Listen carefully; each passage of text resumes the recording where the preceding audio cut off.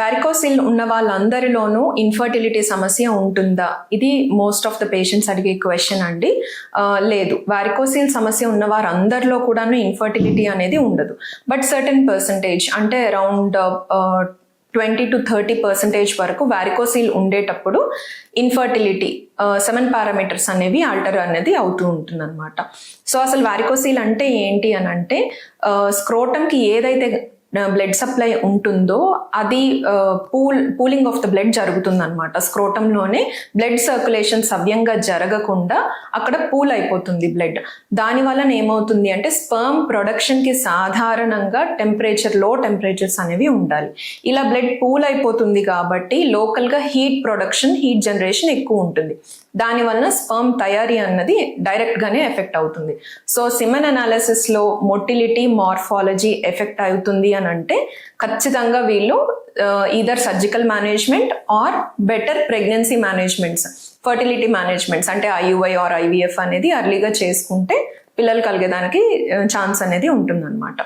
Again grading of varicocele. For suppose మీకు varicocele సమస్య ఉంది, అప్పుడు సిమ్టమ్స్ ఏం ఉండొచ్చు అని అంటే పెయిన్ ఉండొచ్చు, డిస్కంఫర్ట్ ఉండొచ్చు, పాల్పేషన్లో బ్యాగ్ ఆఫ్ వార్మ్స్ లాగా మీకు డైలేటెడ్ వెజల్స్ అనేవి ఫీల్ అవ్వచ్చు అనమాట.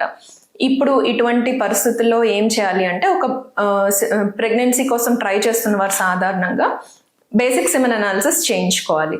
వీర్య కణాల పరీక్ష అనమాట. సిమెన్ అనాలిసిస్ ఒకవేళ మార్ఫాలజీ మోటిలిటీ అంతా నార్మలే ఉంది, ఇన్ఫర్టిలిటీతో బాధపడుతున్నారు అని అంటే స్పర్మ్ DFI అని అంటాం, DNA ఫ్రాగ్మెంటేషన్ ఇండెక్స్.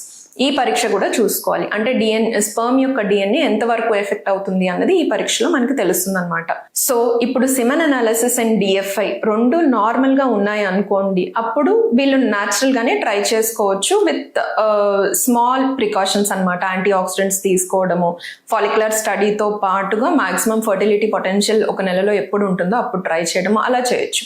ఒకవేళ 7 పారామీటర్స్ ఆల్టర్ అయి ఉన్నాయి, అప్పుడు మీకు స్కాన్ చూసుకుని వారికోసిల్ గ్రేడ్ ఎలాగుంది, గ్రేడ్ 3 or 4 అలా ఉంది అని అంటే ఆబ్వియస్గా సర్జరీకి వెళ్ళాల్సి ఉంటుంది అనమాట.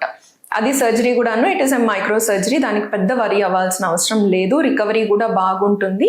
దానివల్ల 7 పారామీటర్స్ ఇంప్రూవ్ కూడా అవుతాయి over a period of 3 months అనమాట. ఒకవేళ కనుక మీకు గ్రేడ్ 1 or 2 వారికోసిల్ ఉంది, 7 పారామీటర్స్ బాగా ఆల్టర్ అయి ఉన్నాయి అని అంటే అప్పుడు ఖచ్చితంగా వారికోసిల్ అన్నది మీకు యాడెడ్ కాజ్ అయ్యి ఉండొచ్చు. వేరే ఏదైనా ప్రాబ్లం వలన మీ స్పర్మ్ ఫ్యాక్టర్స్ అనేవి తగ్గి ఉండొచ్చు అనమాట. అప్పుడు మీ మిగతావన్నీ నార్మల్ ఉన్నాయా, హార్మోనల్ ప్రొఫైల్ బాగుందా అది చూసుకోవాలి. ఒకవేళ అవేమైనా ఎఫెక్ట్ అయినట్లయితే కనుక మనకున్న ఆప్షన్స్, మిగతా ఆప్షన్స్తో IUI కానీ IVF కానీ ఇటువంటివి చేయించుకుని అర్లీగా ప్రెగ్నెన్సీ వచ్చేదానికి ట్రై చేయాలన్నమాట.